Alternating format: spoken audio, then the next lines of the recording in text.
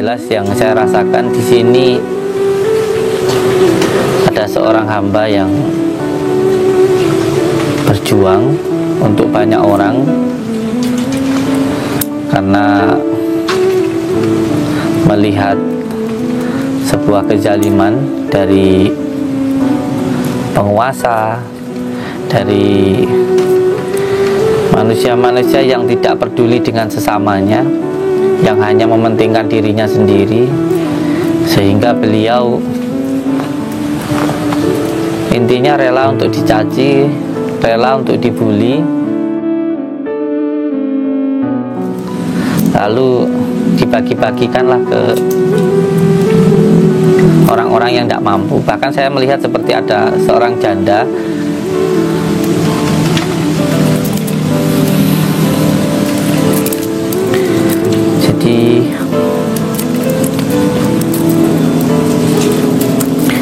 ada janda gitu loh, yang anaknya itu kelaparan gitu loh.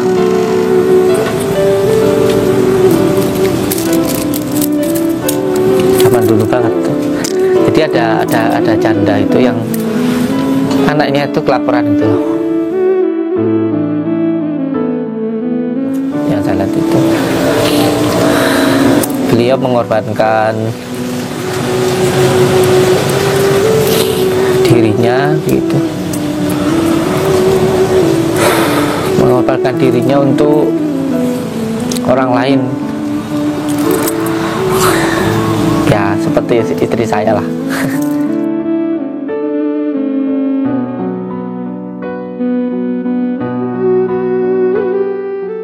Assalamualaikum warahmatullahi wabarakatuh. Saudara-saudaraku semuanya, saat ini kaki saya, hati saya digerakkan, dilangkahkan oleh Allah Subhanahu wa Ta'ala sampai di tempat ini. Dan subhanallah, di tempat ini ada seorang makhluk yang mulia, seorang hamba yang sangat cinta kepada hamba yang lainnya karena Allah Subhanahu wa Ta'ala.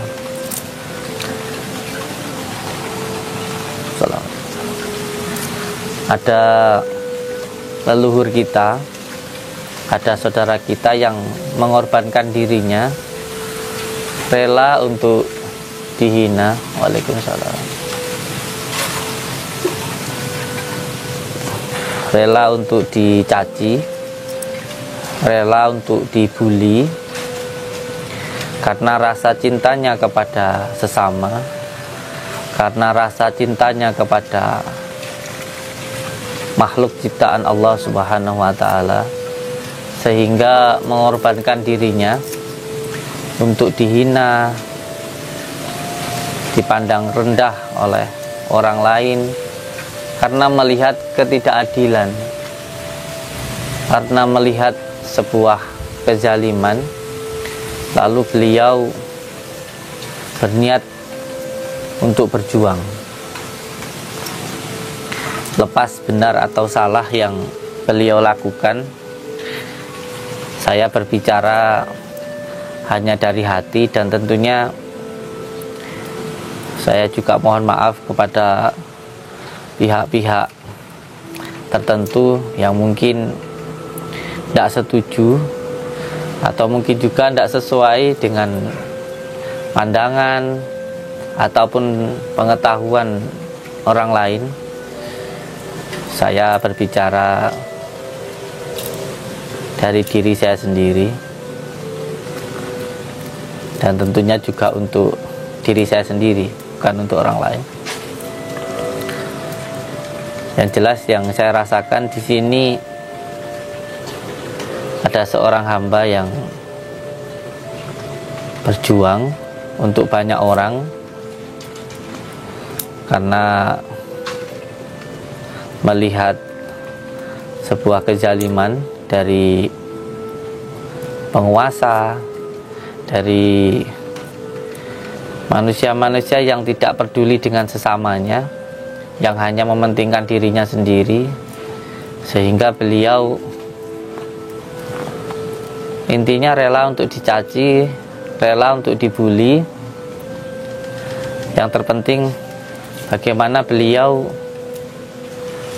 bisa bermanfaat untuk umat.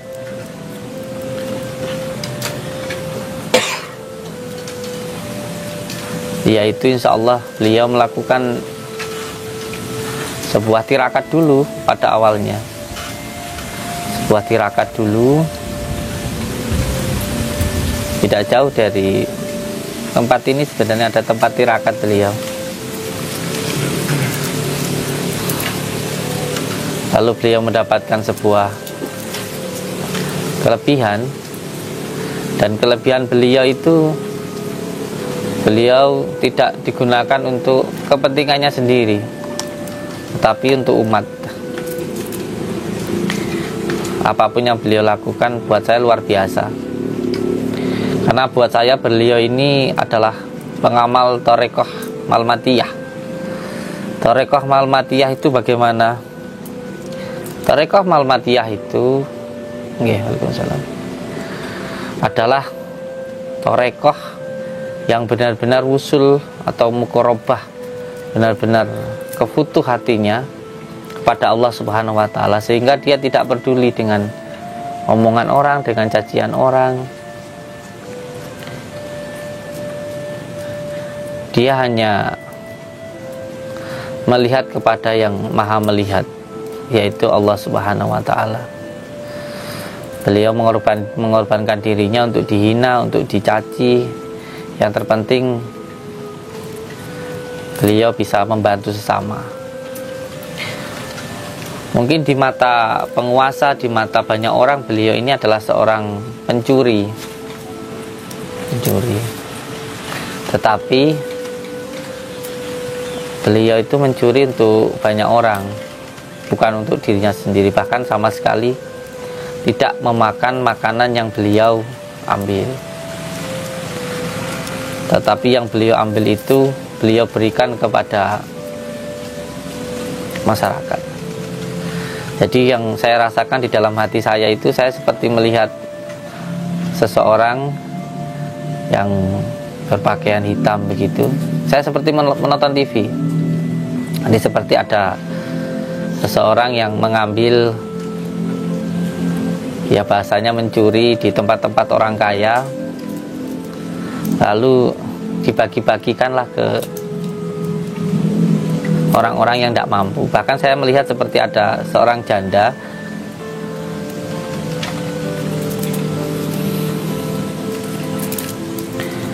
jadi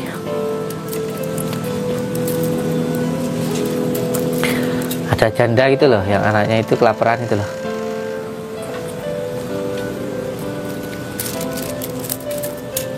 Zaman dulu banget tuh.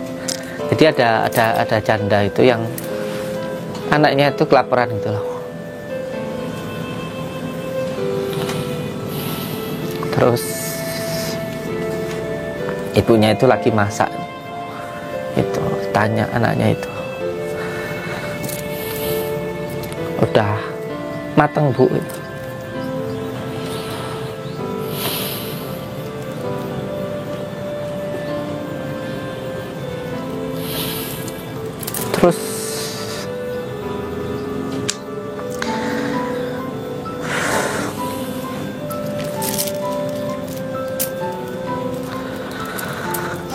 Terus dijawab sama ibunya itu belum gitu.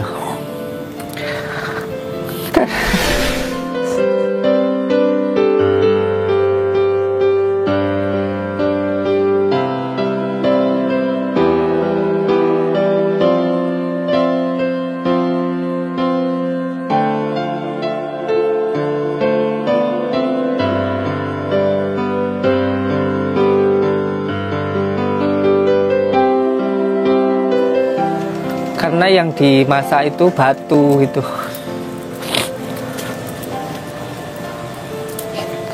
Cerita ini gitu.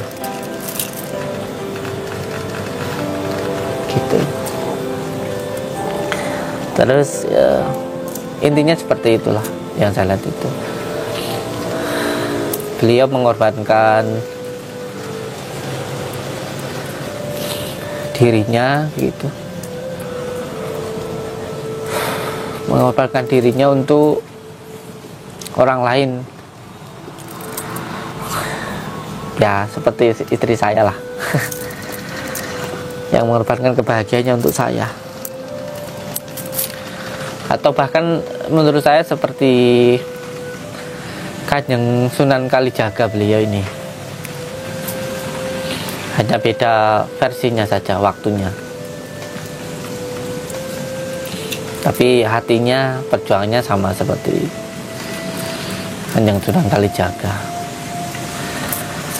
Yang jelas saya berharap sekali kepada masyarakat atau siapapun yang orang yang datang ke sini, tolong gitu, tolong banget kalau saya bisa minta tolong, jangan aneh-aneh gitu, jangan malah minta togel di sini gitu.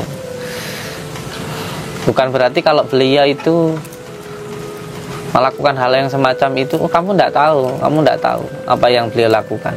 Tidak sama seperti kamu yang beli togel hanya untuk senang-senang, hanya untuk makan. Tidak sama. Jadi jangan kamu samakan karena kamu itu jelek. Ini mohon maaf ya, bukannya saya itu menghina orang. Bukannya kamu itu jelek, terus kamu itu menganggap orang lain juga jelek sama seperti kamu. Enggak, kamu cuma tahu ceritanya sedikit tentang tempat ini. Mungkin kamu hanya mendengar dari namanya saja, maling gitu. Kamu cuma tahu gitu aja. Kamu cuma dengar namanya, tapi kamu nggak tahu yang sebenarnya. Kamu terbohongi dengan nafsumu sendiri. Jadi untuk yang datang ke sini beranggapan bahwa di sini tempatnya pencuri yang sakti, terus kamu bisa seenak udelmu minta togel di sini, saya katakan celaka hidup kamu, nanti malah sengsara. Jadi saya sangat berharap untuk siapapun yang datang ke sini pakai hati, lihat siapa yang beliau ada di sini dengan hati, jangan menggunakan hawa nafsu. Sampai tidak perlu minta ini minta itu kalau datang ke sini. Sampai datang ke sini dengan hati yang bersih, lalu doakan beliau, maka doa-doa beliau akan sampai ke jenengan. Dan saya jamin jenengan insyaallah akan mulia baik di dunia maupun di akhirat. Seperti itu. Ya subhanallah lah. Insyaallah mohon doanya. Semoga kita nanti bisa datang ke sini lagi. Amin ya rabbal alamin. Buat saya, beliau ini adalah seorang sufi. Menurut saya beliau ini adalah orang yang hatinya benar-benar manunggaling kawula Gusti, yang benar-benar hatinya sudah tidak peduli dengan omongan orang, yang benar-benar dekat dengan Allah Subhanahu wa Ta'ala. Saya nggak tahu kenapa, pada intinya hati saya dan kaki saya selalu ketarik untuk datang ke sini. Ini terjadi sudah beberapa kali waktu saya masih di tempat pondok saya, yaitu di pondok Lapas Blitar. Subhanallah, luar biasa di sana. Saya sangat bahagia di sana karena ada banyak waktu untuk beribadah. Nah, ketika beribadah itulah, ketika sedang zikir malam itu, hati saya kok tertarik untuk datang ke sini. Dan wallahi ini baru pertama kali saya ke sini. Sempat saya tanyakan ketika saya sendirian zikiran malam di pondok sana, itu ada suara di dalam hati saya, datang ke tempat saya seperti itu. Lalu saya coba untuk bertanya, ada apa seperti itu. Terus beliau menjelaskan yang tidak saya bisa jelaskan di sini. Pada intinya Di Gunung Pegat ini banyak yang salah mengartikan, menganggap kalau Gunung Pegat itu bisa menceraikan orang. Bahkan ada yang salah paham kalau orang mau bercerai biar cepat datang ke sini, biar cepat vonis. Itu salah total. Tidak begitu filosofinya Gunung Pegat itu. Jadi Gunung Pegat itu untuk memegatkan hati kita, memisahkan dari antara yang batil atau hawa nafsu kita. Jadi memisahkan kita dari perbuatan keji dan mungkar. Makanya jangan salah, di tempat ini banyak tempat-tempat bisa dianggap suci, tempat-tempat pertapaan, mungkin. Waalaikumsalam. Bahkan di sini ada, insya Allah, beliau namanya Dewi Kili Suci, nggih ta, nggih, sana. Jadi banyak yang salah paham dengan itu, ya karena itu tadi hawa nafsu tadi, sehingga hati yang baik akan diberikan jalan yang baik, dipertemukan dengan pemikiran yang baik, pengetahuan yang baik. Dan kebalikannya juga, kalau pikirannya jelek nanti dipertemukan dengan orang-orang jelek, dengan pikiran yang jelek, dan juga dengan pengetahuan atau ide-ide, feeling yang jelek. Seperti yang tadi saya sampaikan, Gunung Pegat itu adalah filosofinya adalah untuk memegatkan kita dari hawa nafsu, dari hubud dunia, dari keserakahan dunia, dari rasa ingin menang sendiri, merasa paling baik, gampang maido wong, gampang ngapusi, senengnya dipuji, dan lain sebagainya. Bahkan ada salah satu raja yang juga muksa di sini gitu. Jadi jangan disalahartikan. Jangan sampai hanya untuk kepentingan pribadi, salah satunya sesuatu hal yang dibenci oleh Allah Subhanahu wa taala, ya walaupun dibolehkan, yaitu cerai. Lalu panjenengan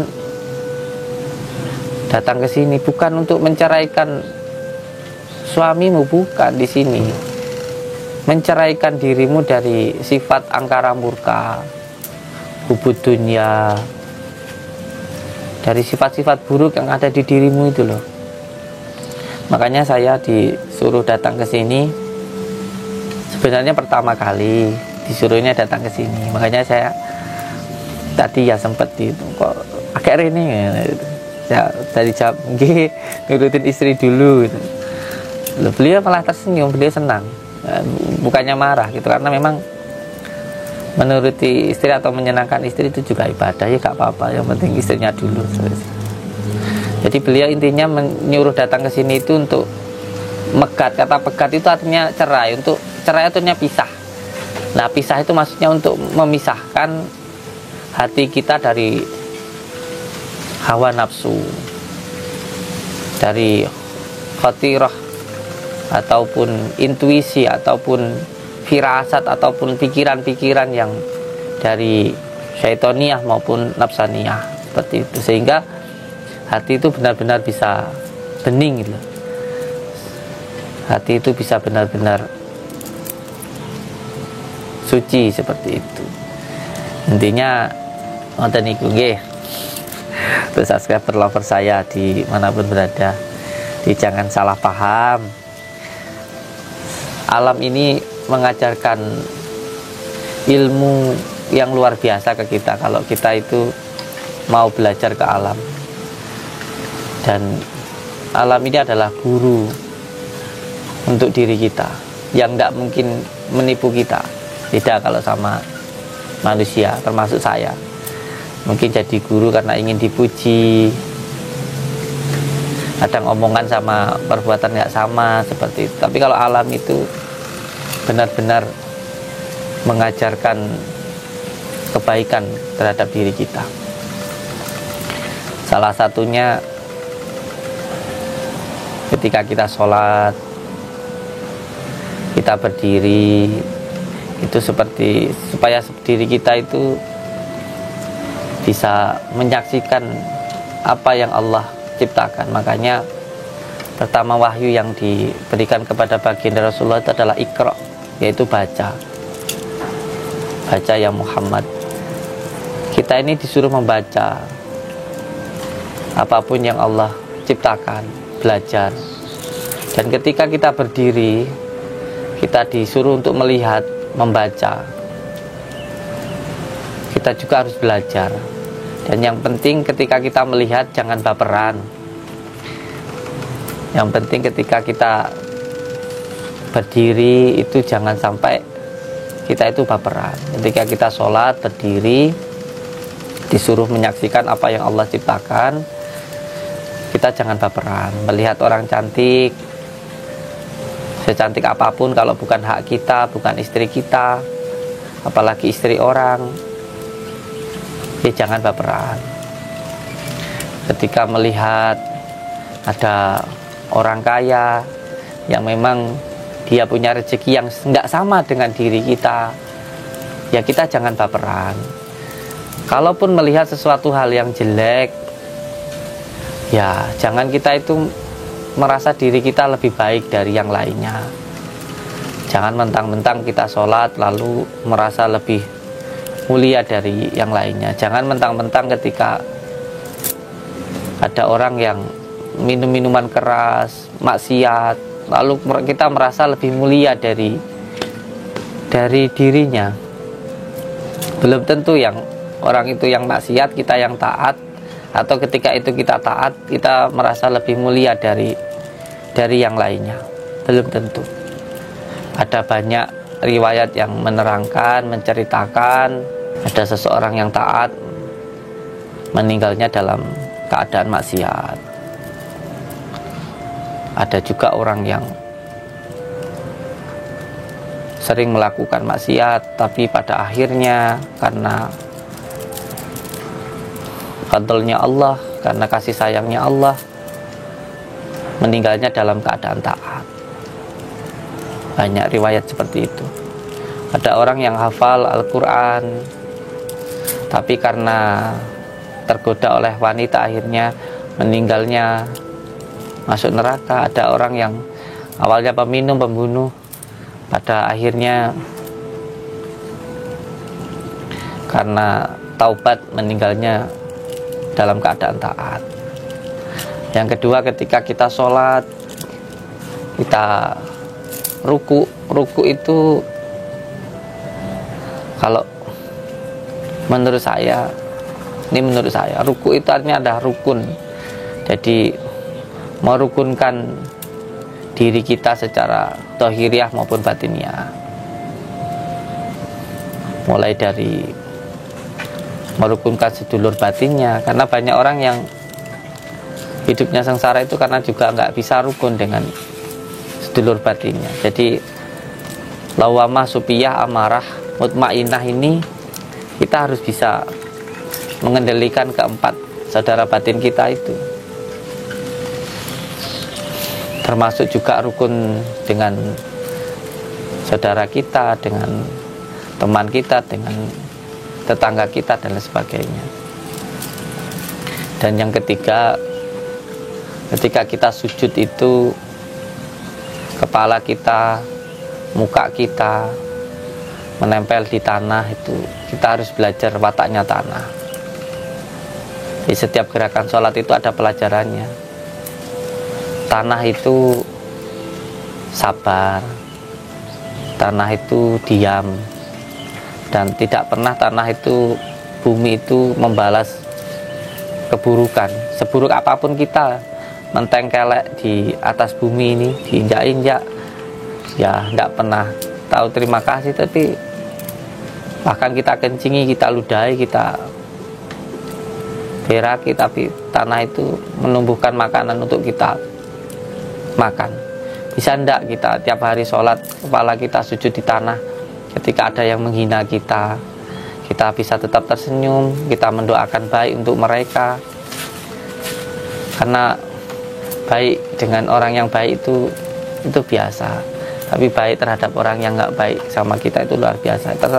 Saya juga makanya ini belajar banyak dari beliau ini, termasuk juga ke istri saya ini. Istri saya ini baiknya luar biasa kalau menurut saya, dan saya sangat beruntung sekali. Dan saya juga sangat berharap anak-anak saya, santri saya, Pak Rete dan sebagainya, kita belajar dari wataknya tanah untuk baik kepada siapapun tanpa memandang apapun, baik itu agamanya, baik itu ras, suku, budaya dan sebagainya. Kita berusaha untuk baik sebaik-baiknya karena Allah Subhanahu wa taala. Amin ya rabbal alamin. Nggih. Gitu saja untuk semua saudara-saudaraku. Terima kasih sebanyak-banyaknya untuk subscriber lover saya di manapun berada. Alhamdulillah, berkat doanya panjenengan saya bisa bertahan sampai detik ini, bisa di tempat ini juga berkat doa dari panjenengan semuanya, dari istri saya, dari anak-anak saya, dari panjenengan semuanya. Alhamdulillah saya bisa bertahan sampai detik ini. Kalau bukan karena doanya panjenengan, saya yakin saya tidak akan mampu bisa bertahan sampai detik ini. Subhanallah, saya mendengar ada banyak saudara kita, lover saya yang melakukan puasa, ada yang jalan kaki dari Kalimantan. Subhanallah, luar biasa. Terima kasih, matur suwun sangat untuk panjenengan semuanya. Saya tidak bisa berucap apa-apa dan saya tidak bisa membalas apa yang panjenengan lakukan, dan saya tidak bisa menyebutkan satu persatu, tapi insya Allah kita menyambung doa. Subhanallah, luar biasa. Walaupun kita ada yang belum bertemu secara langsung, belum bertatap muka, belum kenal secara langsung, tapi kita sudah seperti saudara. Subhanallah, luar biasa. Semoga keluarga besar Pondok Nuswantoro di manapun berada selalu dalam lindungan Allah Subhanahu wa taala. Sekali lagi terima kasih untuk semua subscriber lover saya. Insya Allah nanti akan saya adakan waktu khusus, yaitu temu kangen yang ya. Nanti insya Allah akan ada waktu temu kangen.